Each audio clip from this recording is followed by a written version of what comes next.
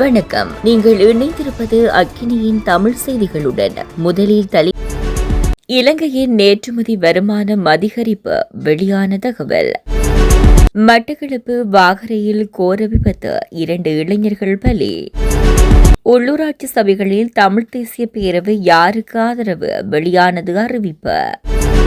அரச நியமனம் கோரி மாம்பழ வியாபாரி போராட்டம். புடினுக்கு பைத்தியம், ட்ரம்ப் விமர்சனத்துக்கு ரஷ்யாவிடமிருந்து பறந்த பதில். தொடர்பென விரிவான செய்திகள். இந்த ஆண்டின் முதல் 4 மாதங்களில் இலங்கையின் ஏற்றுமதி வருமானம் அதிகரித்துள்ளதாக தகவல் வெளியாகியுள்ளது. அதன்படி 5.5 பில்லியன் அமெரிக்க டாலராக ஏற்றுமதி வருமானம் அதிகரித்துள்ளதாக குறிப்பிடப்பட்டுள்ளது. 2024 ஆண்டின் இதே காலப்பகுதியுடன் ஒப்பிடும்போது இது 6.9% வளர்ச்சியாகும் என இலங்கை ஏற்றுமதி அபிவிருத்தி சபை வெளியிட்டுள்ள அறிக்கையில் குறிப்பிடப்பட்டுள்ளது.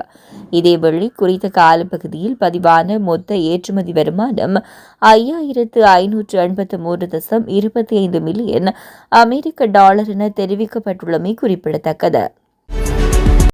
திருகோணமலை கிண்ணியாவிலிருந்து மட்டக்களப்பு ஓட்டமாவடி நோக்கி பயணித்த மோட்டார் சைக்கிள் வேக கட்டுப்பாட்டை இழந்து வாகரை காவல்துறை பிரிவில் உள்ள பனிச்சங்கிணி பாலத்தில் மோதி விபத்தில் 2 இளைஞர்கள் உயிரிழந்துள்ளதாக காவல்துறையினர் தெரிவித்தனர். ஓட்டமாவடி பதுரியா நகர் ஆலியடி பிரதேசத்தைச் சேர்ந்த 19 வயதுடைய இளைஞன் மற்றும் ஓட்டமாவடி சூடு பத்தின சேனை பகுதியைச் சேர்ந்த 19 வயதுடைய இளைஞன் என இருவர் இவ்வாறு உயிரிழந்துள்ளனர். ஓட்டமாவடியைச் சேர்ந்த 6 நண்பர்கள் 3 மோட்டார் சைக்கிள்களில் சம்பவ தினமான நேற்று இரவு கிண்ணியாவுக்கு சென்று அங்கிருந்து ஓட்டமாவடி பகுதியை நோக்கி பயணித்த போது வேக கட்டுப்பாட்டை இழந்த மோட்டார் சைக்கிள் வாகரை பனிச்சங்கிணி பாலத்தில் மோதி விபத்துக்குள்ளானது.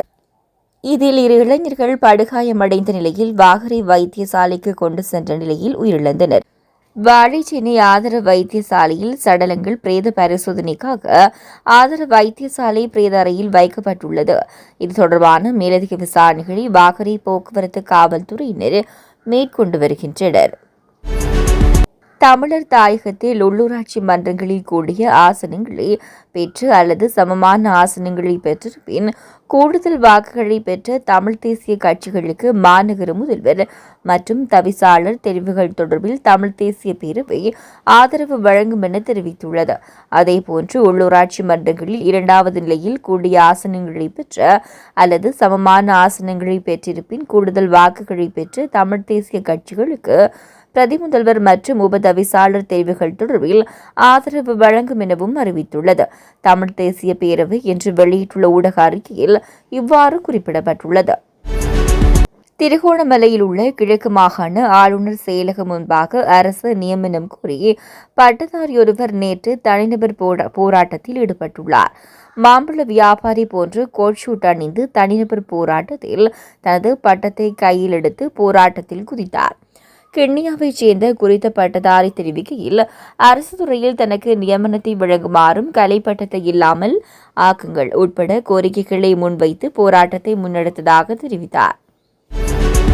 ரஷ்ய ஜனாதிபதி விளாடிமிர் புதின் குறித்து அமெரிக்க ஜனாதிபதி டொனால்ட் ட்ரம்ப் முன்வைத்த விமர்சனத்துக்கு ரஷ்ய தரப்பிலிருந்து பதிலளிக்கப்பட்டுள்ளது.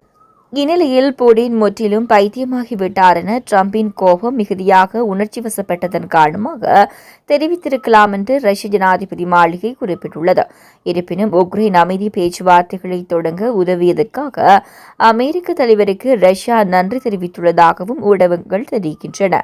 உக்ரைன் மீது இதுவரை இல்லாத மிகப்பெரிய வான்வழி தாக்குதலை நடத்தியதன் மூலம் புடின் முற்றிலும் பைத்தியமாகிவிட்டார் என்று ட்ரம்ப் தெரிவித்திருந்தார். மேலும் ரஷ்யா மீதான புதிய தடைகளை நடைமுறைக்கு கொண்டுவர இருப்பதாகவும் அவர் தெரிவிப்பதுடன் கூடவே உக்ரைன் ஜனாதிபதி செலன்ஸ்கியையும் அவர் கடுமையாக விமர்சித்திருந்தமை குறிப்பிடத்தக்கது.